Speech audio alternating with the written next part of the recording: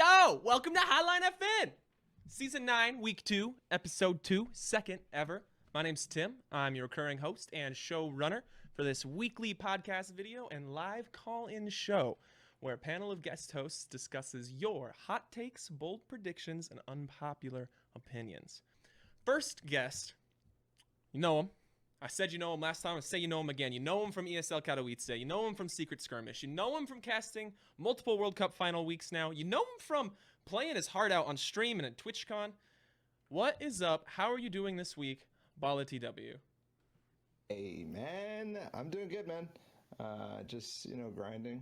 That's basically it. Just grinding. I'm glad to be back. Thank you for inviting me again, Tim. It was a blast last time. I'm sure we'll have fun today. Oh, I'm sure. I'm super excited about it. Been up to anything interesting this week?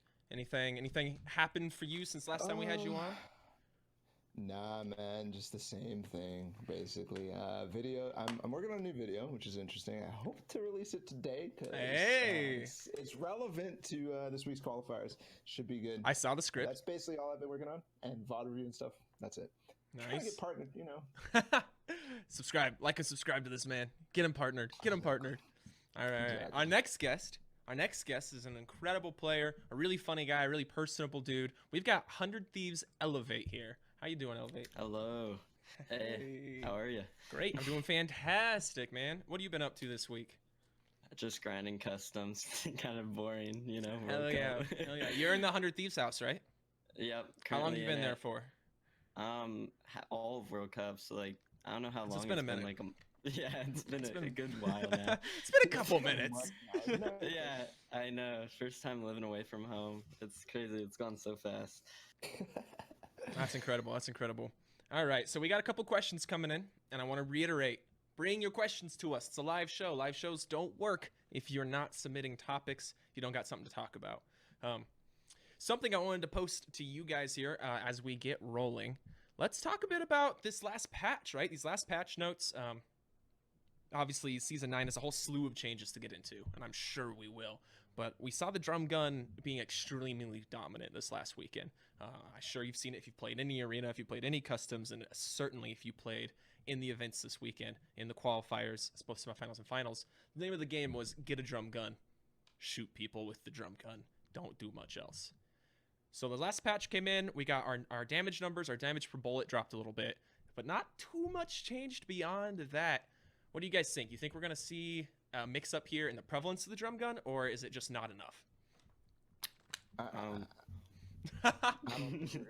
think we're gonna do that at all, bro. It's not gonna change at all. It's like 4 damage, like regardless. That's nothing. That is nothing. The problem with the drum gun is the clip size and the fact that it fits all sizes. So we're not gonna see a change. Yeah, I don't really think so either. Especially like the new SMG is kind of like balanced. I think it's gonna be like really good in solos. So like the drum gun, I don't know. The 50 clip is kind of still broken just because like how long, like if you shoot someone and they're minning up, like you can literally just drum gun up to their wall. Like they can't get anything off. But I think with the damage, I think a lot of people are opting to get the other gun, the like new assault rifle that's an SMG. Really? Just because like the no bloom, I think in solos, I think it's gonna be pump and then that new gun, just because you can hold people in so easily. Okay, that's the new TAC AR, right? Yeah. Doesn't the Silent System G have no bloom and do better damage too? Like Yeah, but there's more fall off in the spray bloom. I'm talking about like when you're crouching with that thing, it's straight aimbot. Like there is no like bloom at all to it. It's if someone's running in and under you with that thing, they're gonna die, like guaranteed. That's one thing I've noticed with the drum gun is if you're too high up on your high ground, you effectively have no way to affect the people on low ground. Like you're just hoping and praying that your 50 bullets are going to connect. Yeah, definitely. There's a tactical AR. You've got a lot more options to affect that low ground game. yeah, but I was looking at Speedy's tweets today. He was doing some analysis on it. Like Yeah, shout out to Speedy. I felt that yesterday too. Yeah, shout out to Speedy. He was on our show last week. I felt like what his tweet basically said. The TAC AR is trash. The gold one is like way worse than everything else in terms of damage and time to kill. And like when I was playing with it yesterday, man, like I did not like it just felt weak. Every time I shot, it's like a pea shooter. It was like 17 damage. It's important to 17 note that damage. Speedy's analysis though was 0 to 200, right? And Yes. 0, which is like there's like a 4 bullet difference between time to kill, 0 to 200 between the drum Yes. gun and the tactical AR. But 0 to 100, that's only a 1 bullet difference. Does the tactical AR hold more merit in a situation where you're tagging them beforehand, or so you're carrying a long range weapon, or you're relying on your shotgun to do the brunt of the initial damage? Well, like here's the thing, like with it, you don't have to have a full loadout, like the traditional AR pump, like SMG loadout. With it, it's like a middle ground. Sure, you lose that damage, but like now you have more options. You don't have to carry an AR. Now there's like a lot more possibilities. You know what I mean? Like, what about like bandages? Now you have more white heals or like glider redeploy. You could carry glider redeploy and invis nades now with this gun, and now you have free rotates the entire game instead of relying on RNG like launch pads and stuff. Still, like that's where I was like, yeah, you could basically replace it because there's always that moment at least before season 9 where you would carry shotgun, you'd carry SMG, and you'd carry AR. Right now you have that weapon that kind of fits both, but season 9 and the end of season 8 came with the drum gun. I feel like the drum gun already does that. Like you already don't use an AR if you have a drum gun. You already don't use an SMG if you have a drum gun. Like it's like that same niche, but the drum gun just feels better anyways. Like I don't know, but the also thing is like it takes light bullets. So in duos, well, this more applies to duos. You know, ammo in duos is a lot of times of a like hard thing to like hand out to people and stuff. You know. So like I think it just has more of a role in comp than the drum gun, because in my personal experience, like drum gun late game is just going to be like absolutely destroying as zones get smaller. But like you're relying on yourself making it to late game with the drum gun in order for it to be even acceptable. So like why not carry the SMG for when you're going to use it more than the drum gun at the very end? The TAC AR or an SMG? The TAC AR. So like you could carry the TAC AR mid game, and then as long as you have like a good shotgun aim, especially with the drum gun nerf now, I feel like if someone's in your box with the drum gun, I feel like it's counterable as long as you don't whiff and suck like with the shotgun. And that's why I feel like in solos it's like better to carry just the shotgun in that and then 3 utilities. Okay, yeah, and I kind of am leaning that way too. Just, I mean, especially if your goal is to get up on high ground as soon as possible and hold it for as long as possible, it's just going to be more useful for you in the majority of that situation versus the drum gun. Definitely. Okay, let's get our first viewer question in here. I'll pull him in here. This is Trax. He wants to talk about trios and their place in competitive Fortnite. Hey, Trax, how are you doing tonight? What's up? Hey, what's your question? Man? Hey, Balla. Hey, Thomas. What's up? Oh, God. What's up, man? what's your question, man? Drax? You got a question, buddy? oh, my bad. I thought trios should be a competitive duo, but yeah, you kind of. Oh, should be a competitive mode. I mean, I said duo. Yeah, I'm stupid. You're good. It's okay, man. No worries. Elevate. What do you think about trios, man? I don't know. Like, I think they would have been good if they added them back in like before World Cup, but in my opinion, I have no idea about what Epic's planning, but this kind of seems like a bit of a like CSGO major type thing where like every year they want this to be like a celebration of Fortnite, you know, something people look forward to. So like I think with duos and solos being the thing in World Cup, I think that's kind of Fortnite saying like we're sticking to this. I definitely do wish trios like were a competitive mode and actually were. Like I'd rather have trios over like solos and duos because I think they're less RNG. But I think it's just too far gone now to like switch to them, which is kind of sad. So we had that trios competitive day, basically, right? Yeah. Kind of like during, like in the midst of them. This is back when they were like heavily rolling out different testing platforms to how to handle events, and they were doing a lot of customs back then. I remember, Balla, you were casting them a lot, and this is when they were working on server infrastructure, right? And which is definitely way better now than it had been in the past. I don't know. I'm hopeful that they. I mean, there was good reception to that. Like there were a lot of players playing in that. People who would, aren't interested in playing duos, are interested in something that they can play more casually with more of their friends. But then also it serves the competitive community as well. Like trios are a blast. Trios don't feel nearly as hectic as squads to me. It feels like someone is still able to solely take charge of the team versus in squads it's almost like it just gets chaotic, or it's like two separate duos trying to stay together and it just kind of gets weird. I love trios though. For what it's like in terms of chaoticness, right? I feel like squads is actually very, very controlled. Like watching some of your old vids elevate, like squads is actually super controlled in the fact that like endgame it was sure there was a lot of yelling, people overcoming each other and whatever, but it never was like, oh, one guy suddenly is dropping in your box, right? It was always exactly. If you have high ground, you're going to do a good job holding it, or team does a crazy good take on you, and then you lose high ground, that sort of stuff. I feel like it actually is, it's the flip side of what you said, right? The craziness kind of goes down as you increase the team size because you're able to do more controlled things, in my opinion. What pisses me off about trios comp is the fact that we never had siphon trios. Yeah. Yes. I guess we did have it that one weekend, or whatever, right? That was siphon. Correct me if I'm wrong. But everything else wasn't siphon, so we never actually scrimmed it like hardcore. We maybe scrimmed it like once, right? So we never got a full taste of it. I would love to see it. I think they should. We talked about this last week. I think they should just stick to one mode. One mode. Why are we doing solos and duos? Yes. Instead of just duos or just trios or just squads or whatever, because it poses so many problems. And just the fact that, we're already talking about like collusion, these open qualifiers, like the fact that a teammate can play against each other in solos, and they can even qualify for an event like Secret Skirmish as a solo and then play in a duos. Like, there's just like a bunch of weird stuff with that. And to get rid of that, you either have to have exclusive players where you're only a solos player, you're only a duos player, or you just have to have one mode.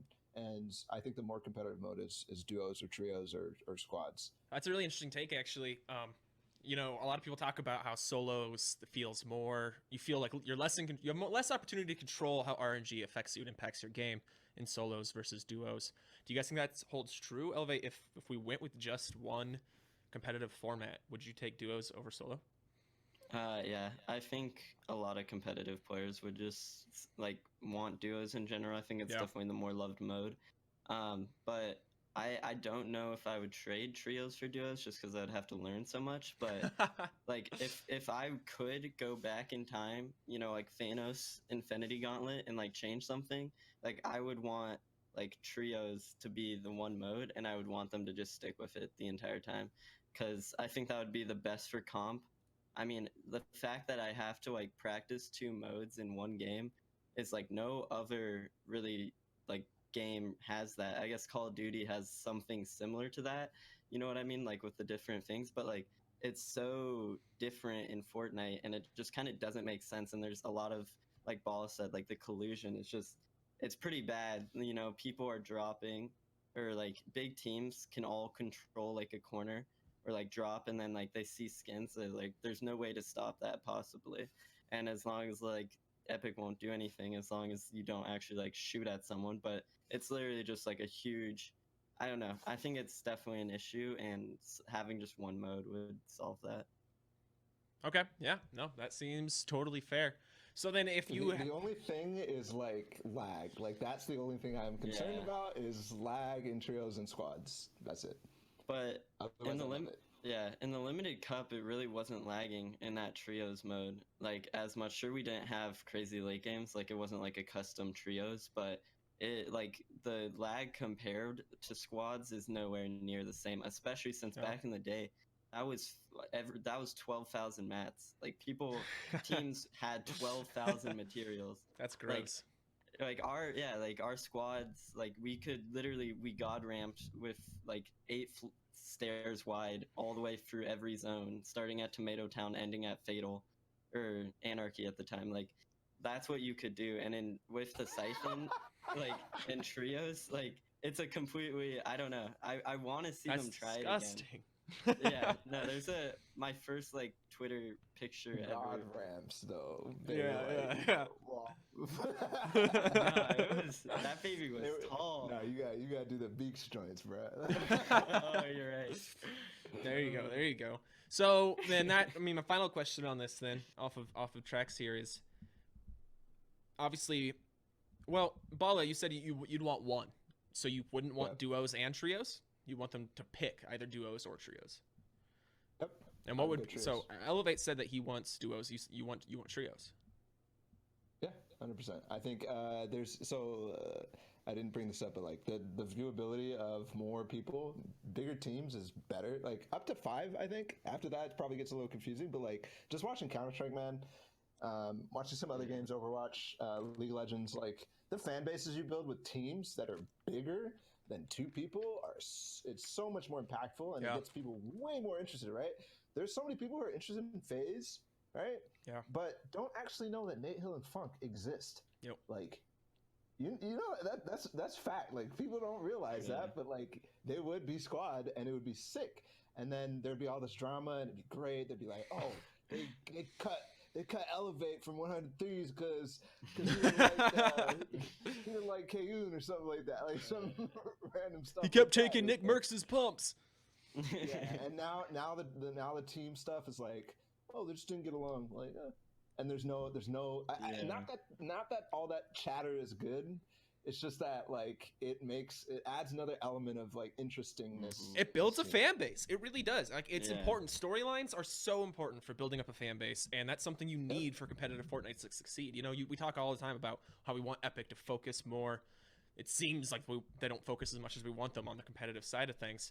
Well, get some storylines, build up big fan bases for the competitive side, and now you've got all the casual players care just as much about the competitive changes Mhm. as the competitive players do. And there's like a whole population of people on the like competitive subreddit and like Twitter, and all these people are like who are dying to have these conversations with, like, you see people talk about like Myth's duo and TSM roster changes and like what Yep. the competitive TSM team would be like. There's so many people dying to, they're like, Yeah. man, TSM should really cut blah blah blah and get they should get blah blah blah. Like there is so much of that, and Yeah. that's fun to me. But Bala, Whether can or I not it's ask you? toxic. Can I ask you Okay. this? Do you think we could transition into trios now that like everything's happened? Do you think that's an actual possible thing, or is that just like you hope? Come on, Elevate. You lost the pump shotgun last week. Of course you can adapt to trios, brother. That's a good point. That's a great point. And that's something. Yeah, There's sort of true. like a duality there too in adding more players. Like in the game, you've got opportunities for a lot more like set plays, really more interesting like flanks, maneuvers, Yes. mid fight. But also, you maybe have a more stagnant situation. Taking a mid game fight is it? At what point do you say like I don't want to Yes. fight 3 people? Like I'm just going around, Yeah. right? Like I'll take a duo, but if That's you're very fighting true. 3 people and you get third party by another 3 people, like what are you gonna do? Mm-hmm. So it also Yeah. might slow the game down a lot. What do you guys think about that? I think, yeah, that's pretty much how you explained squad scrims back in the days. What happened? Like the best teams don't fight mid game, and then the crazy psychos fight mid game and all die. So like, I don't know. The thing I loved about squads personally was just set pieces that you could do. Like you could actually practice a strategy and run it. Like we had back when moving zones just got a thing.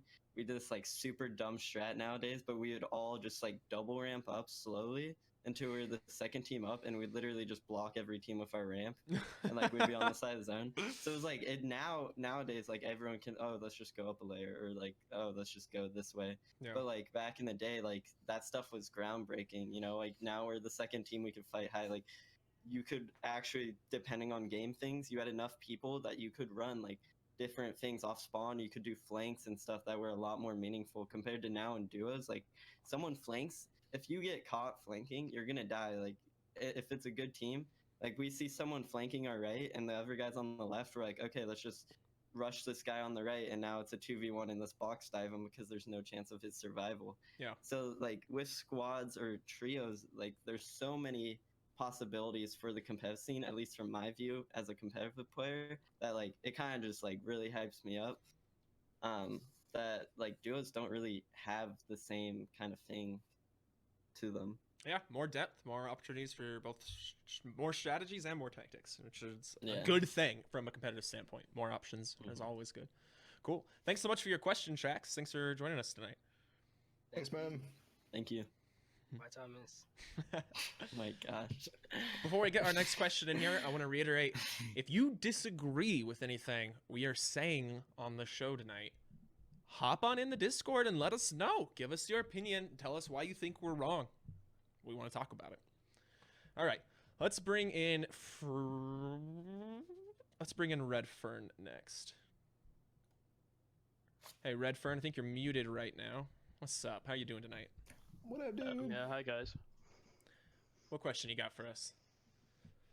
So basically, I wanted to sort of ask, with no vehicles this weekend for World Cup, do you think the loadout's going to change to maybe 2 slots for mobility, or sort of even more for that?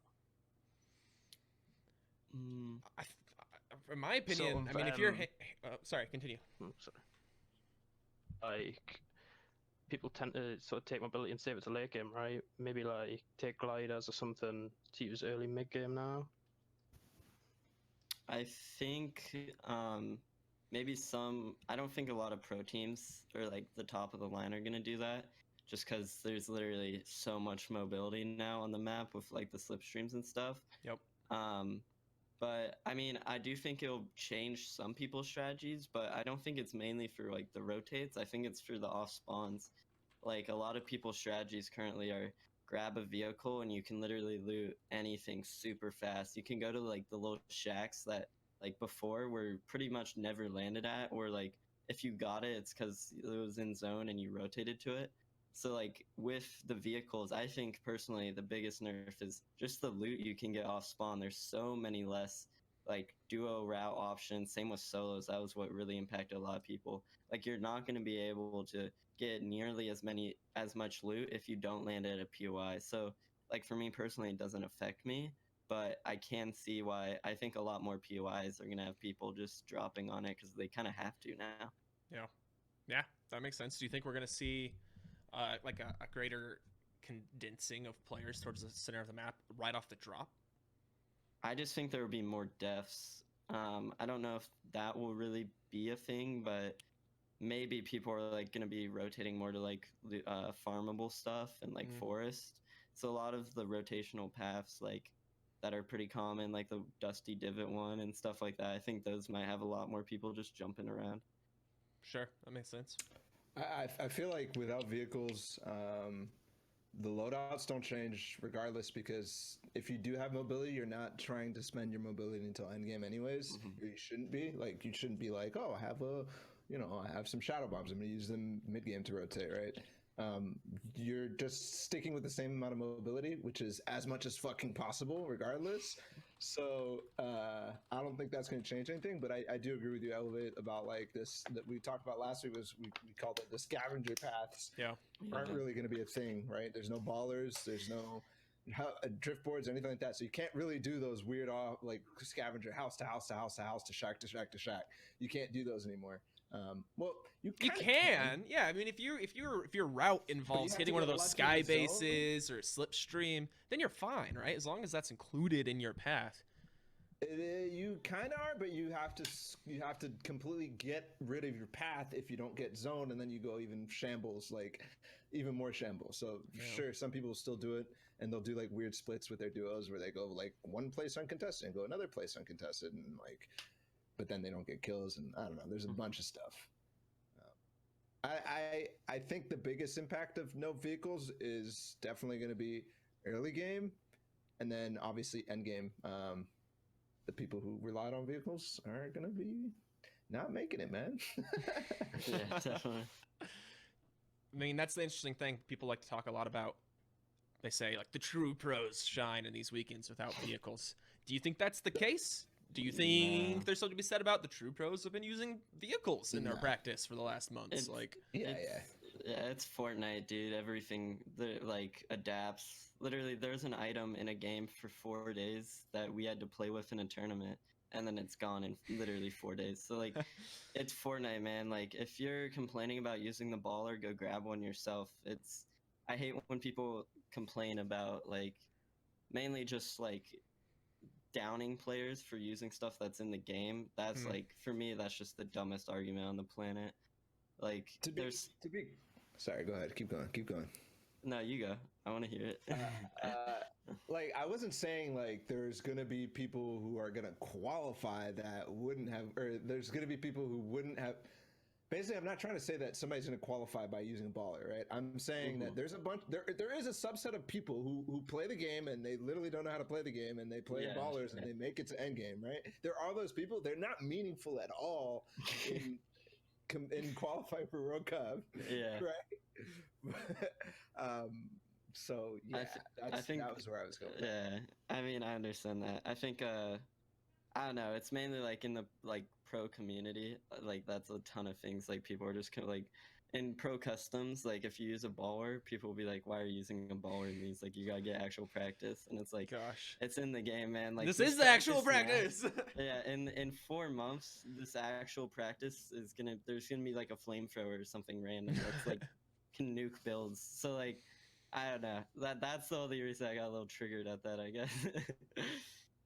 Facts. 100%. Cool. All right. Thank you so much, Redfern. Have a great night. Thanks, man. Thanks, guys.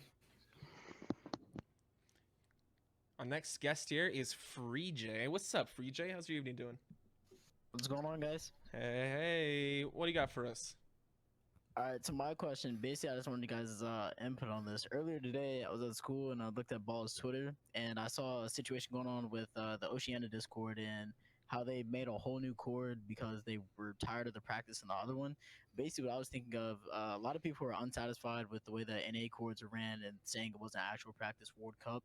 The thing that they're doing to OCE, basically, I guess they had like some scored chord, kind of similar to FMPL to me, but I feel like if we had like a paid Discord that was kind of like ESEA for CSGO, that Fortnite practice would be like way more efficient without people starting as many games because like they're paying to be in a Discord.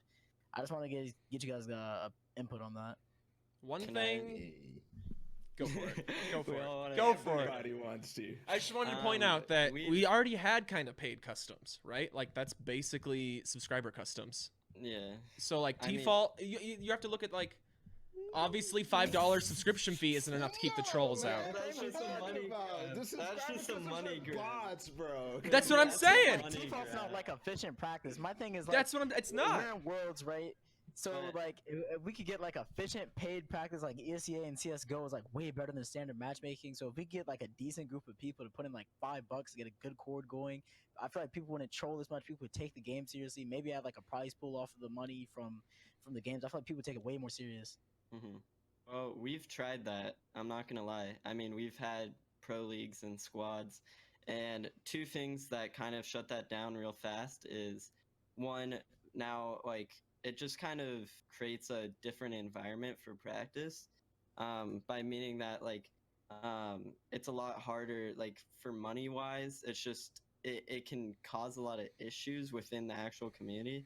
And then the other one is Epic Games has shut that down like multiple times for us, trying to do that. They've like literally putting money, if you're not paying Fortnite and you're trying to put money into the actual competitive game, they don't really like that. So our pro league got shut down, just because of a mixture of two different things. Like of that, it's just like kind of a gray area and we could get in trouble for that. And then the other thing was, now a company is making money off pros. And a lot of like what happened with FNPL back in the days, they were selling merchandise and they said they wouldn't use us for monetary gain. So like a lot of people aren't really okay with like being kind of used like for clout. But I don't know, it's a good idea, but there's a lot of issues with it if that need to be ironed out, if that makes sense. I'm itching. Is it my turn? Is it my turn? It's your turn, Balla. Give it to us. Yeah. Yes, Free J. We absolutely fucking should be doing leagues and paid services and all that stuff.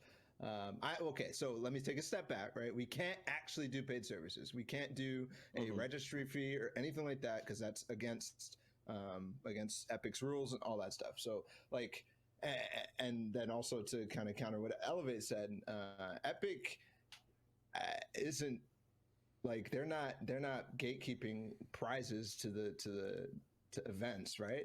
The supported creator customs, number one, that's a new thing that we haven't had and we haven't really tried anything in yet. And there is specific guidelines on running events with supported creator customs, right? There are specific guidelines, and I've been looking into it recently because of my tweets on the subject, as Free J alluded to.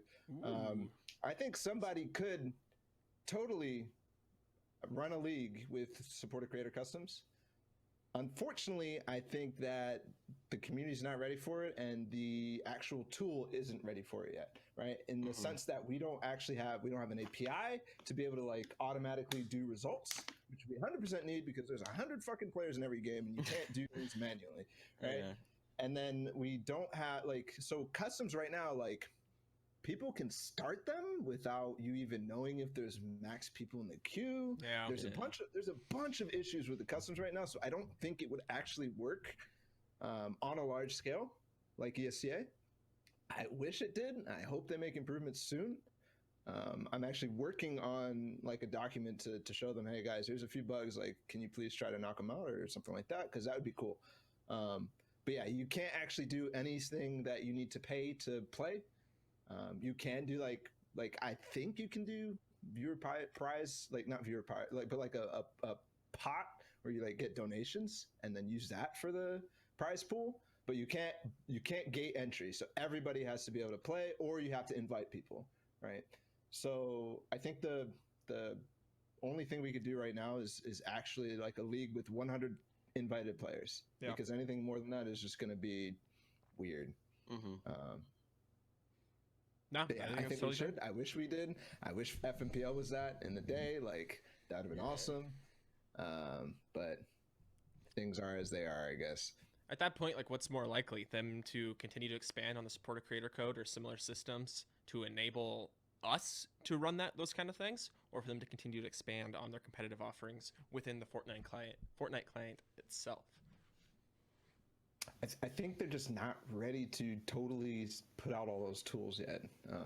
Both on the server infrastructure, both on is the game ready for that sort of like level of use competitive wise. It's not run by them. They can't disable vehicles if there's a bug, like that sort of stuff. Like they think very carefully about how it's going to be perceived, right?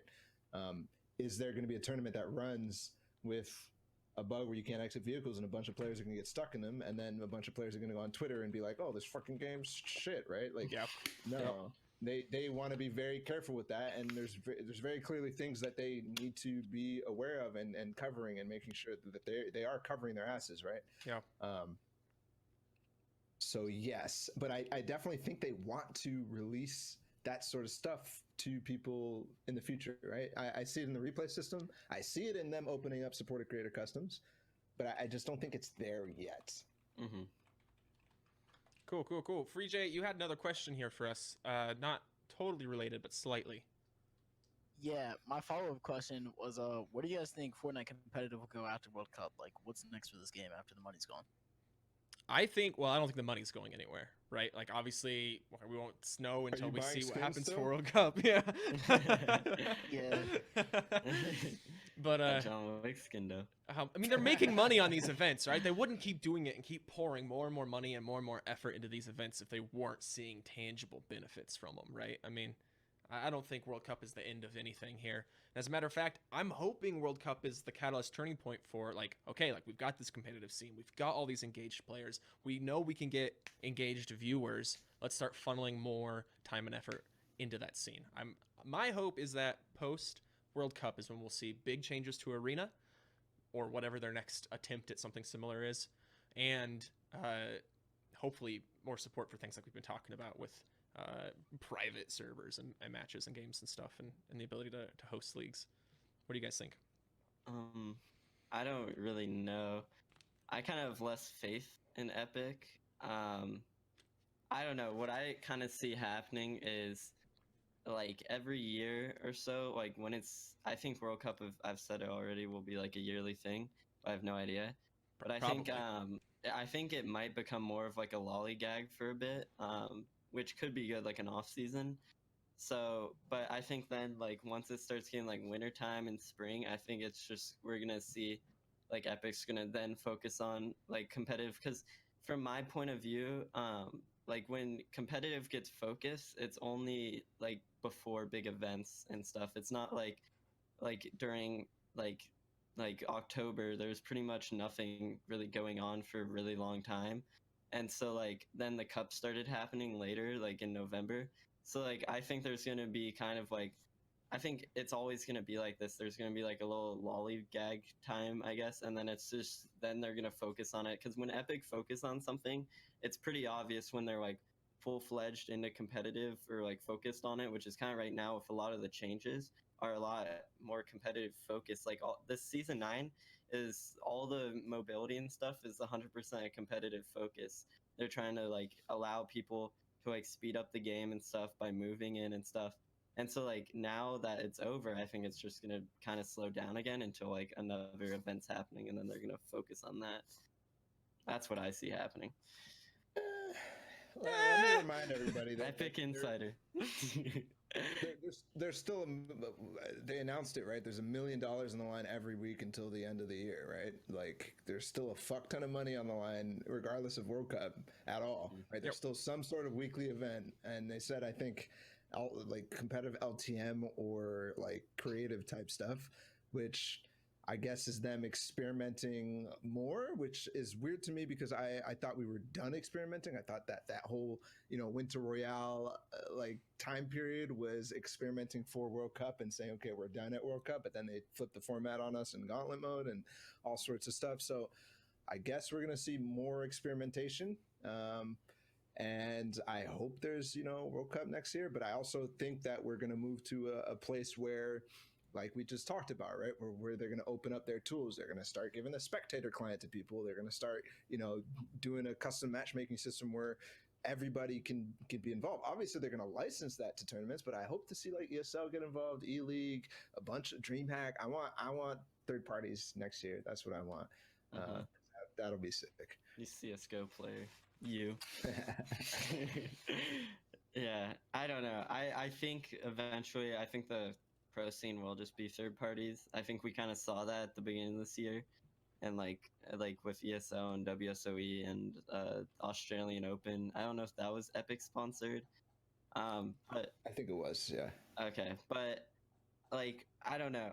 It's kind of weird for me. The scariest thing for me is the creator LTMs. This is kind of off topic, but for me that just literally looks like they want Jimmy Job 1474, who just got his Xbox, like to have a chance like to be a pro player. And for me that's the creative LTM type stuff. Yeah, that for me, like, and the creative World Cup, like that's just like it's scary for me because it seems like just a way, like the competitive community is to kind of keep Fortnite like relevant and kind of gives like another addition to Fortnite for people to watch. And so if the creator LTM like is literally the exact same thing as the comp scene, like purpose is just to keep people interested and kind of like make Fortnite bigger. So for me as a pro player, that's like the scariest thing possible is that I think they're gonna like kick us out and like focus more on like allowing the community to play. Here's the problem. Like you put $1 million on the line for a creative death run. Timmys aren't going to be competing in that creative death run. It's going to be people who sit there and grind and just like people who compete in like, speed plays of games and stuff, right? Like you're still going to have grinders who are just focused on minimizing their times and performing as best as they can. I'm not trying to say it's like the most competitive thing in the world, but Timmy on his Xbox is not going. Timmy on his Xbox didn't set a world record on Scissors Death Run the other week. Can I just be clear? And this is a little bit like, does Timmy on his Xbox even know that the World Cup creative is happening? Yeah, that's true. Yeah, exactly. So, wow, okay. Pubs, like my first experience with Halo, like I played with my friends and stuff like that. Like I absolutely destroyed my friends, destroyed my brothers, all that stuff. I was like so good, and then I went online and I just got absolutely destroyed over and over and over. And I was like, I can't actually play this game. So it's weird now because there's a bunch of games that the first thing you hop into is online. You play with other people. So I think those all have a very obvious curve of like learning, right? Where one dude will hop in, and then everybody will be learning together. But then as the time goes on, everybody's going to get better and better and better, and you're just not. Somebody's going to hop in. There's no place to go, right? There's playground, sure, but do you really learn anything in playground? There's creative, but you have to actually know what you're doing and what to find to play creative, right? So I think that is a big issue right now, but I also think they're solving that with LTMs and stuff. Yes and no. I feel like that's something I've talked a lot about before, is that like from my perspective, successful competitive games have a strong funnel, right? You look at something like League of Legends, I think is an amazing example, where it's going 10 years later and still gains new players, right? Like it's not dying, you know? League of Legends is not dying, not even close. And it has a fantastic, like it's long, but it's got a fantastic flow from 1 to 30. You're accumulating, you are not exposed to all the knowledge you need to know to play on a high level at first. You don't even see it. You just play against a small selection of champions, right? Of characters, of mechanics in the game. And as you play the game more and more, it adds more and more in naturally through, you know, people gaining characters and stuff. But it does this great thing, and then you hit level 30 and it says, congratulations, now we feel like you know enough and you can play competitively. And I don't think that kind of flow is necessary in a game like Fortnite, right? Although Counter-Strike does something similar now with their cap before we can play competitively. I do think that they need to, like, honestly, what's better for a new player? Hopping into arena for the first time? 0-point arena lobbies are probably easier than they're 100% easier. They quickly become way too hard, right? Yeah. That's true. They do. Well, I mean, quickly for like, is 200 points too hard for someone who can get to 200? Obviously, you're not losing points, but I mean, you do. I don't know. I think they need a bit better of a system, or like to reset points like every season. That should happen, I feel like. And that would help a lot. Like, but I feel like it's kind of a weird thing because like if someone wants to truly get better at this game, I do believe there's things in place for them if they look hard enough. I think like you can watch a streamer play and like emulate his play style in scrims. There's FNPL, you know, open, which isn't the greatest practice. I mean, that's like awful. Does that still exist? Yeah, I'm pretty sure it does. Or Atlantis might be. And like there's different leagues. There's so many stuff on FNPL Atlantis. And it's like it's just like I feel like there is a progression for competitive, but I don't think there's a progression for casual. From new, and definitely not from casual to competitive, right? If you have to find everything outside of the game, then the game's not doing a good enough job of teaching you. Yeah, I kind of disagree with that, right? So like you can play pubs and then hop into arena and then learn and then be like, okay, yeah, this is, and then play more arena and then you're into in champs. Once you get up there, sure, it might have been easy to get up there, but once you get to like 280 points, you're playing competitive Fortnite now. You're not playing a different game, right? You're playing competitive Fortnite at that point. So I think there's a very obvious transition from that. Whether or not it's super pushed or easy to do, I don't know. Like I feel like you can do it. I agree with people that you need to look outside, but you always need to look outside to be able to. You need to search. If you want to get good, you need to search. There's no fucking game in the world where you can just play it without doing anything and just become good at it. There's just none. Name me one and I will do nothing because I never say things like that. So yeah, I think that's fair. I think personally I would love to see decay at all levels on your ranking, and I would love to see I don't know if they can do better than the bus fare, right? But I would love to see rank decay based on your performance in the game, right? That way, a bad player gets to stay playing bad players until they're good enough to not play bad players anymore, right? Or players slightly better than them, right? Just there's large skill disparity in any lobby, even in arena. And then I think that game mode, arena or whatever they're calling it, needs to be what does it say right now in client? I'm pretty sure it says like this is like where competition happens or like whatever, right? Like new players not going to hop into that, even though it might be better for them and for their experience and enjoyment of the game to start there. Yeah, but some people, that's kind of like I'm trying to think of a game like Battlefield. Like some people, or I'm trying to think of a better, like Call of Duty. I guess I'm bringing it back there. Like some people just like to do the missions in Call of Duty. You know what I mean? Yeah. So I think actually like the current way they have it, where it's kind of separated, is almost better, because if you enjoy pubs and you enjoy like finding John Wick's like gun or something or whatever it is, like, and that's like what you enjoy, good on you, and keep that, because to be honest, that's probably a good majority of Fortnite's population of people vast who play. majority. Good majority of like that's like huge 90% plus, and like so like keeping them separate, I think only like in CS:GO, it's a competitive game. Like from everything about it is a competitive game. Fortnite isn't like that. So I think actually having them separated is better than having like someone have to play competitive in order to even play pubs. Okay, yeah, let's move on to our next question here. We got the one, the only Destiny's Jesus. How are you doing tonight? 64 points. Damn, that's wild. Damn, that's wild. I'm just being bullied. It's not very nice, is it? What's up, man? What topic you got for us? My topic was about the rise of cheating in team houses specifically, not just like people in a solo Discord call, but just the rise of cheating in team houses happened with SV in China, but I don't think they're located in China. They're like in North Korea. No, not South Korea even. Good luck. This is separate. So they play on just regular Asian servers, and then also the role of coaches, and if the role of coaches could sort of be for, especially during solo events, could be for negative purposes. This kind of harkens. Sorry. Yeah, just like sort of giving call-outs between the guys doing stuff, especially if they're in the same game. It's very easy for a coach, if they're like behind the players, just to say something, give more information than necessary, stuff like that.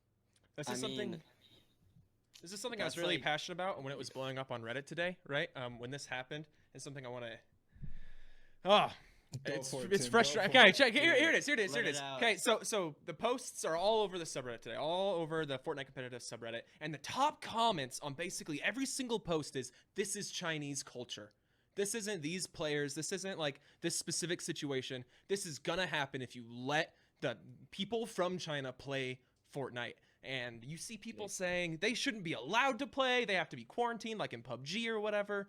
No, this is ridiculous, totally baseless and garbage. And I just want to get that out of the way. Like, these people saying these things, they should know better. And when you know better, you have a responsibility to do better. Like, this is saying these sorts of things, it's inflammatory. It creates a more toxic culture, generally speaking, for you and your community. And it's just downright incorrect and throws blame off of the real situation. If these people are cheating, these people are cheating. And that was what needs to be talked about and addressed. So that being said, this whole situation with coaches and in solos specifically, if we were playing team-based competitive modes, would we even need to be having this conversation? Exactly. Yeah. I mean, this applies to a very small percent. Like, I guess it applies to me, but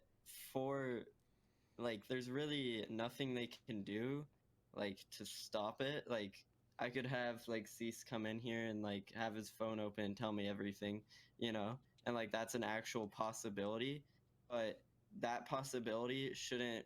It's Epic's fault for having... Not, like, if someone commits the crime. It's kind of like Zextra's tweet on Ziff, when he was being a bit sarcastic, but he was still being true. When he was like, no, it's not your fault you cheated. It's Epic's fault for allowing open online competitions. This is just one of many negatives that are gonna pop up if you have kind of a filtering, like, it's a funnel, you know? Like, anyone can get in these games, and that's Epic's big show. But that creates a ton of issues because anyone can get in these games, you know? Like, it's mainly, I think the issue is mainly just opens, not mainly like team houses, if that makes sense. But I don't know. Yeah, I agree with that. Like, it's definitely the format is the entire reason we're even having this conversation Yes. at all, right? If you had a customs, well, okay, that's not true because you would have this conversation probably in customs too. Like, I'll be honest. Like, if you had 100 people, you'd probably still have this conversation. We have had this conversation at some level, right? There's never been like a blatant example of like a zip situation or anything like that where there's a clear possibility this guy fed, this guy kills, right? Yeah. There's never been that, but we have had the collusion conversation. We have had all that stuff. I just wish there was more guidance about what was like allowed and what wasn't allowed. Like the signaling thing, for example, where people have been swinging their pickaxes at each other forever to say, "Hey, I don't want to fight," and is that against the rule? Like, is not shooting each other against the like? So much is Signaling unclear is, with all yeah. that stuff. Signaling is against the rules, but like, what is signaling then? And there's all that question, right? But in terms of like teaming and like coaches and stuff like that, one thing that is good about the online open format is that there's very little actual possibility of you using any information that you might get from somebody's stream or a coach pulling stuff up or anything like that, or a coach like looking at replays during the middle of a thing or anything like that. There's so little possibility of you actually using that information, right? Like, say I'm like, okay, this guy is in, first or whatever. I want to grief his game, right? You can't have like a coach could look at his replays, see where he drops, make a strat for you to grief his game with like 3 people, and you're never gonna get his game. Like, there's so many things like that where there's just not actual possibility for cheating because of the open format. Yeah. Right? So I don't know. I see it on the flip side. I just wish there's a lot of things that we could do, right? There's a lot of things that Epic could do. We could force random skins. We could make anonymous mode on all the time. We could do a bunch of stuff that could make it very hard for you to cheat with your friends, right? Very hard. I think. Oh, go for it, Elliot.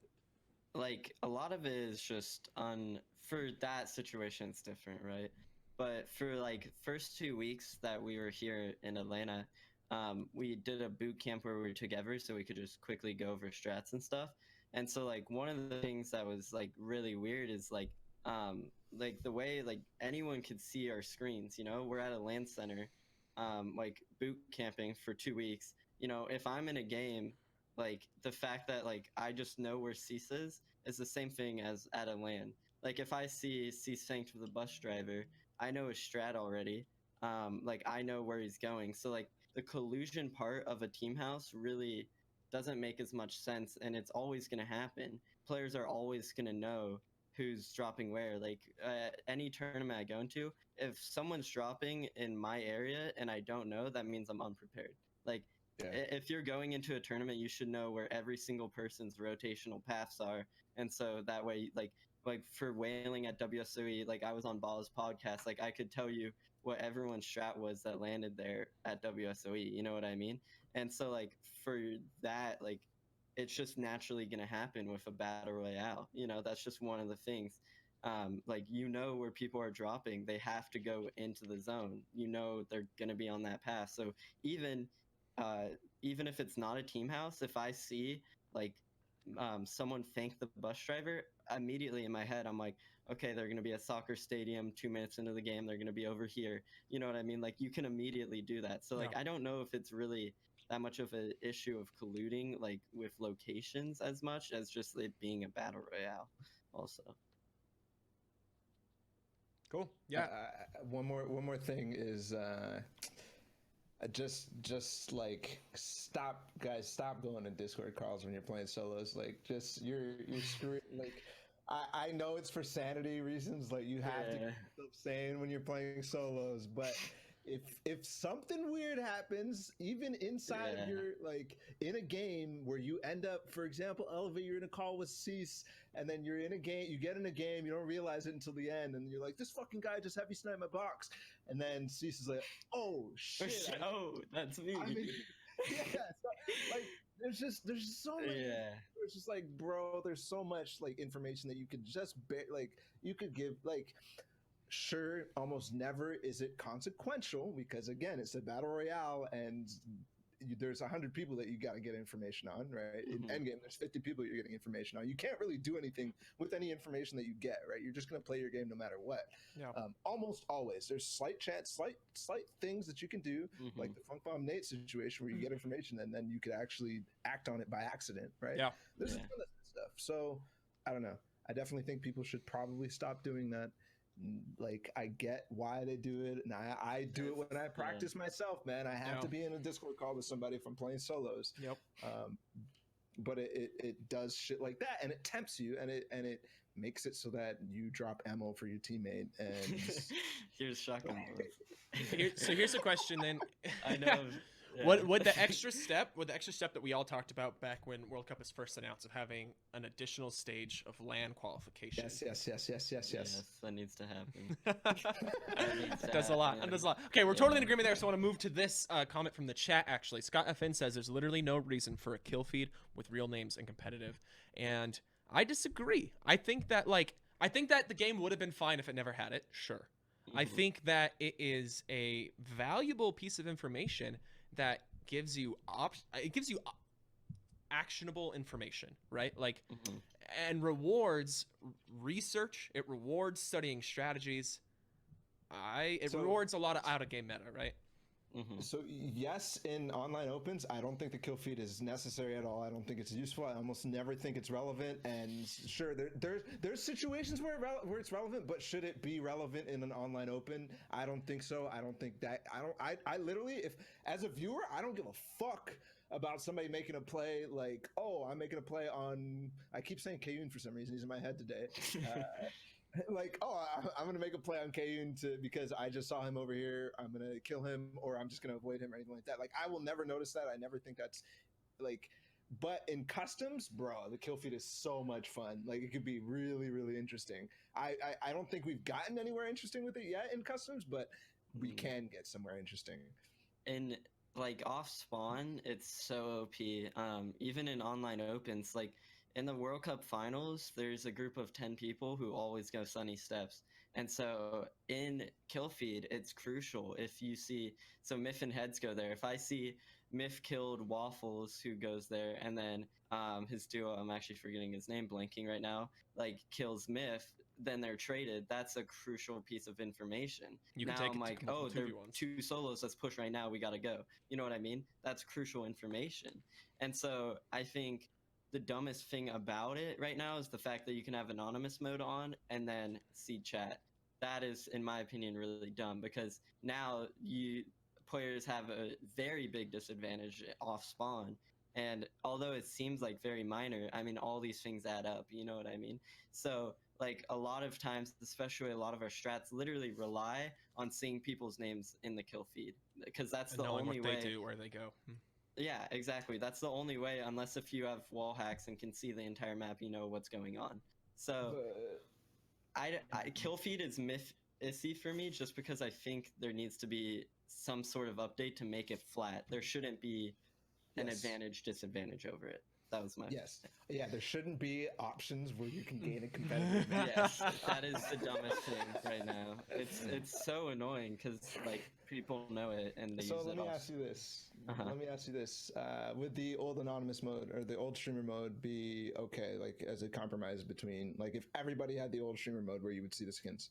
I don't know. I think here's the thing. I think if you could apply that to only online opens, I would be down for that. You know, like where it would only be for the online, and then for customs and like LANs, you would have it on. I'd be fine with that. I think there would be a lot less not even stream snipe, but a lot less just name hunting, colluding. Yep.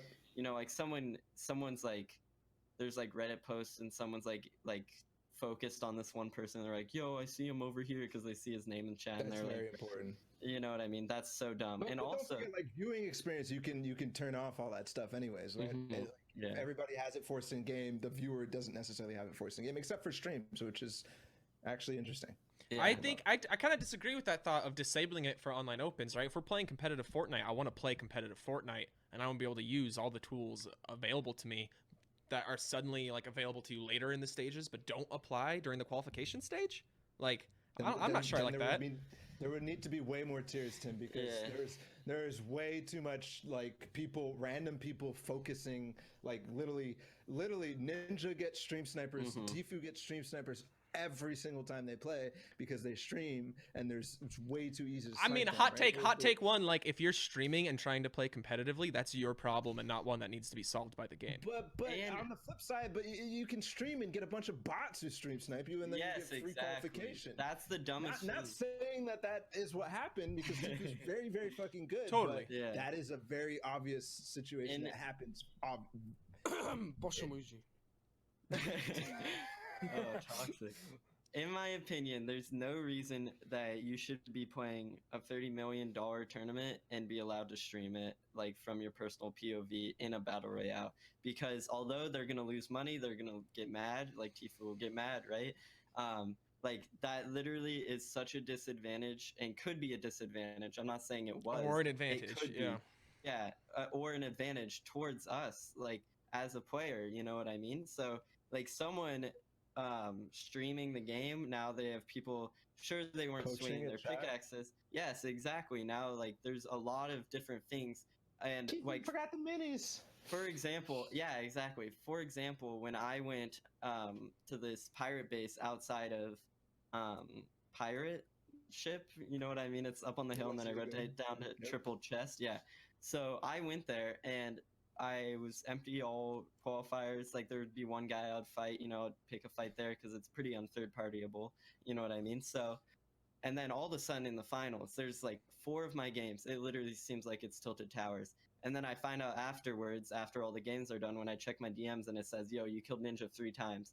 Oh, that makes sense. That's why there's literally 30 people at my drop randomly. There's like no loot anywhere. It's a solo route. Why is there 6 people trying to land on guns and rushing the ship?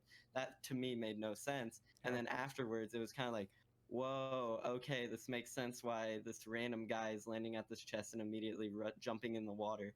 Like I had no idea why. And so like it's unfair to me. Like there should be no reason that drop that I had should be ruined for my week because someone was streaming. And for me, that's like, it affected me, so I can feel for other people. And I'm like, it just adds a dimension that you cannot control. The game cannot control that. And for me, that's like, I don't know. I feel like they should try to do something about that, but they probably for that won't. specific situation, even a forced stream delay doesn't even that's solve true. that. It doesn't even solve it, right? Mhm. Like if people start dropping there because they saw Ninja dropping there, that's a tough situation, and I don't know what the solve is other than other than land qualifiers.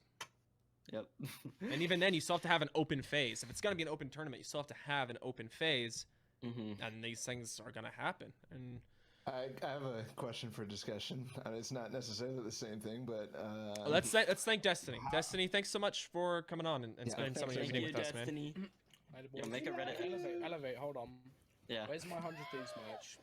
Where's my Reddit episode? Where's my Reddit episode? You need to qualify first. I've got one qualify. Done this fourth. But I need some merch, alright?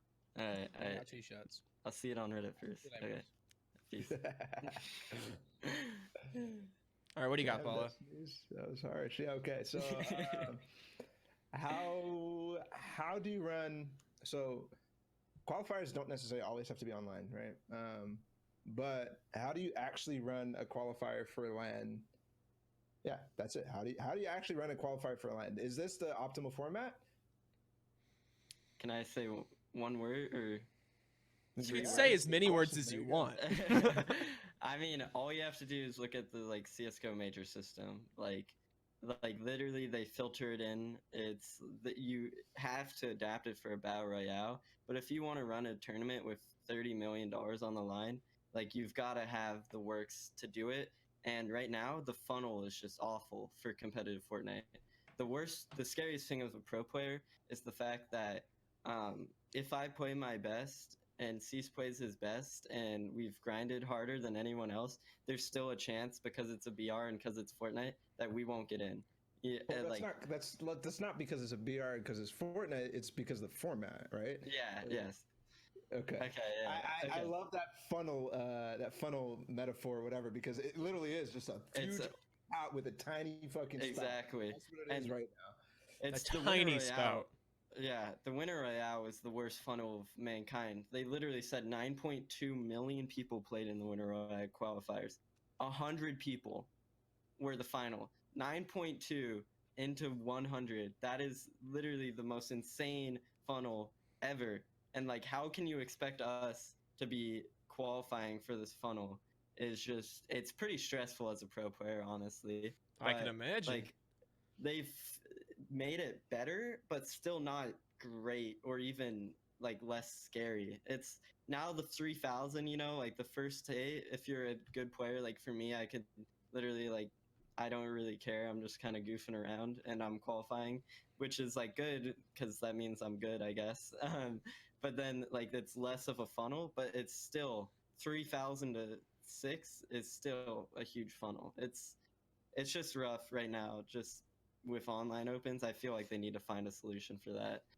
So how do you actually adapt? Like, this is a question that I've been trying to wrap my head around. You for wanna a long brainstorm time. here? How do you actually, adapt the CS:GO format to a BR? Mhm. How do you actually do that? I think part of I'm- it, or a potential solution, is moving away from the single large event kind of format, right? That's got to be the end of a series of events, right? If instead of people trying to qualify for this last month and next month, right, the rest of June, right? Yeah. If instead these are events, like, I don't know, what am I trying to get at?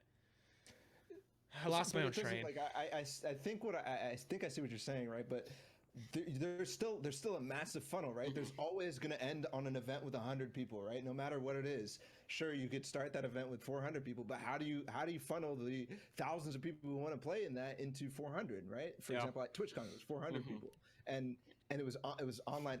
It was just like random registration,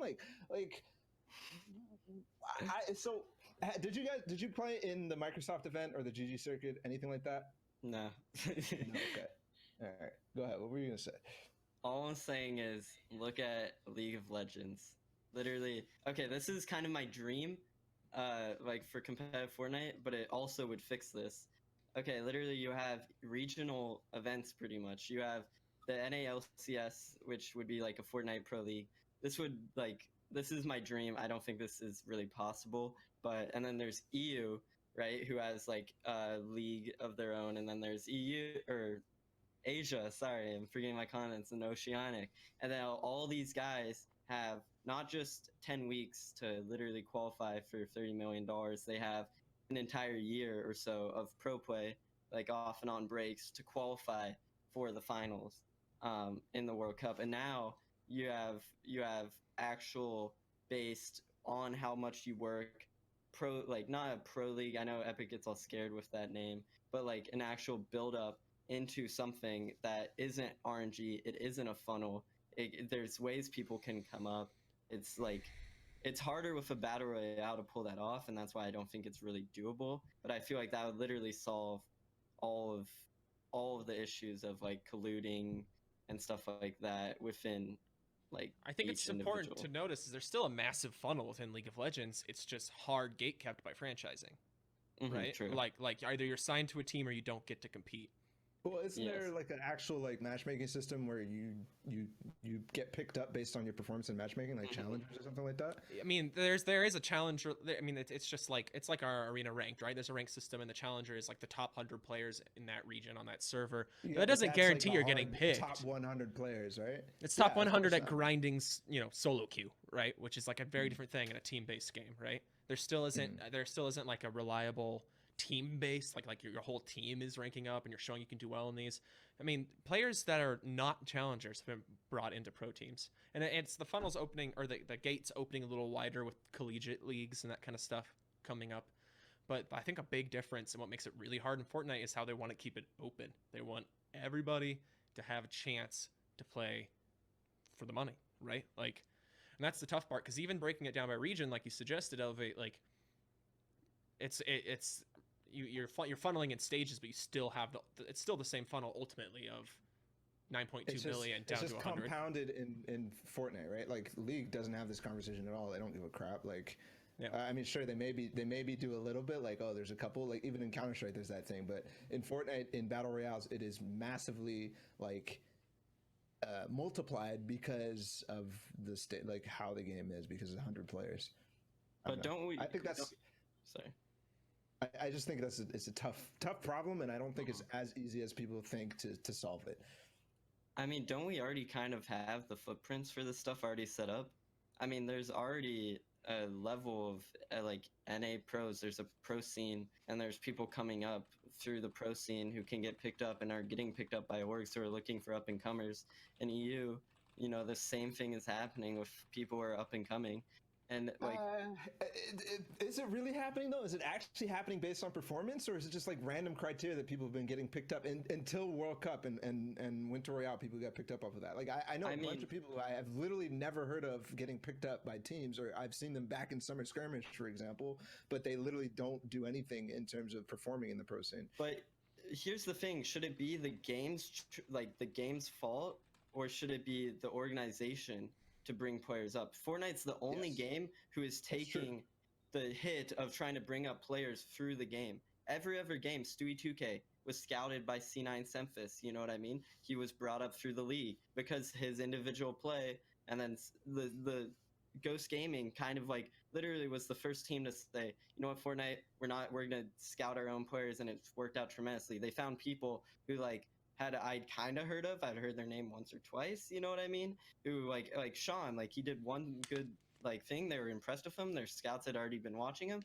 and then boom, he's a superstar. You know what I mean? Yeah. So like Fortnite is focused on bringing players up through the game compared to organization scouting, which is the first time we've ever seen this. And it's kind of different, and it creates also like a rift in my idea. You know, it's different because of that. Yeah. Yep. Yeah, I think something interesting here that in the chat is this idea of instead of qualifying each week throughout these 10 weeks, instead summing up your performance from each qualifier throughout the 10 weeks and announcing qualifications, you know, before at some time period before the actual event. I like that idea and I hate that idea. I like that idea because it promotes more consistency, right? Like, again, now you've got 10 sets of 10 games determining whether or not you qualify. The downside of doing it this way, of qualifying over the sum of 10 weeks of 10 games performance, is that you don't have clear stories to follow, right? Like, this person qualified, that's huge and awesome, and we could celebrate, like, on week 1. No, it's like, they did well, let's see how they do for the rest of the 10 weeks. It definitely promotes, in my opinion, a healthier, like, form of competition, but may not ultimately be as good for building a fan base. What do you think? I think that's necessary because you need to have those long. I don't find that the top 6 people are going to be the people who should. I really think we need that extra stage, and we need that longevity. I want to see how they do over 10 weeks rather than 1. I don't want to see them get lucky. I want to see them play, 10 games in a row with the same 10 people because that's the format that's going to be played in New York. Like that's what's going to happen. So it's just weird. It's weird. Very weird. Sure. All right, guys, that's about all the time we have for tonight. We're gonna get everybody out of here, but first of all, we really wanted to thank you. I wanted to thank you, BallaTW. Thank you so much for being on the show. Elevate, thank you so much for being on the show. Elevate, do you want to plug your stuff, man? Where can people find you? Instagram is at Elevate, Twitter ElevateFN, YouTube 100T Elevate. Just quick plug for you boys. Yeah. Perfect. Any sponsors you need to plug or anything? Or are you all good? Shout Totino's. Let's go!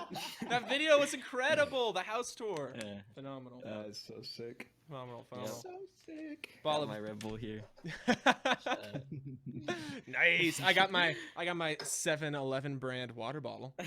Please sponsor. I got my empty orange juice glass. Nice guy. Let's go. Balla, plug your stuff real quick before we get into our final send-off. Yep. It's just at BallaTW everywhere. Everywhere. You can find me actually everywhere. Twitter, Instagram, in person, like everywhere. Literally everywhere. I'll be on the Fortnite stream this weekend doing some casting. Hope to see some of you guys playing. I want to see you qualify this weekend, Elevate. Let's see it. No gliders, none of that shit. Don't say that word. But yeah, Perfect. that's where I'll be this weekend. I'm gonna be doing more VOD reviews. I'll be releasing some more solo stuff next week, but mostly focused on duos, as that's what's gonna happen. But yeah, thank you, Tim. Yeah, of Thank you course, so of course. much. I wanted to get you guys' thought before we head out for reals, for reals. Elevate. What do you most want to see in next week's patch notes? Oh, I don't really know right now. Honestly, can I say nothing? Like, I'm too, like, as a pro player, I'm too scared of having good patches, and then 4 days later, I'm like in this abyss, like wow, the game's great all of a sudden, and then like boom boxes or like RPG through builds, boom, you know what I mean? So yeah. I'm scared because it was a good patch, so they're like, we have breathing room in the community, boys. Let's do something. No patch. So, no patch. No patch. I don't want to patch. What about you, Balla? What do you want to see on next week's patch notes? Arena mode changes. Arena mode changes. Serious arena mode changes, or customs changes, like something that makes practice actually good. Yikes. All right, well, again, thank you guys so much. Thanks for being on the show, and hopefully we'll see you again soon. Peace out. Thank you, Tim. Bye. Bye. All right, everybody. Thank you for tuning in to Hotline FN. This has been Season 9, Week 2, Episode 2 of Hotline FN. As always, if you enjoy this content, if you like what you're seeing, you like what you're listening to, whether that's live on Twitch and you're joining us and asking questions, whether that's watching it later on YouTube, listening to it wherever you listen to your podcasts, it helps a lot to support us right here through Twitch. Like, subscribe, follow on the other social platforms, support the things that you want to see more of, and you'll see more of it. Again, huge shout out to Balla and Elevate for agreeing to be on the show this week. Huge shout out to the mods. We've got Luna Wolf, we've got my wife B, we've got Volt, everyone just volunteering their time in a huge way. That is incredibly helpful and really helps this thing go. It wouldn't really be possible without that. So big thanks there. Until next time, thanks for watching Hotline FN.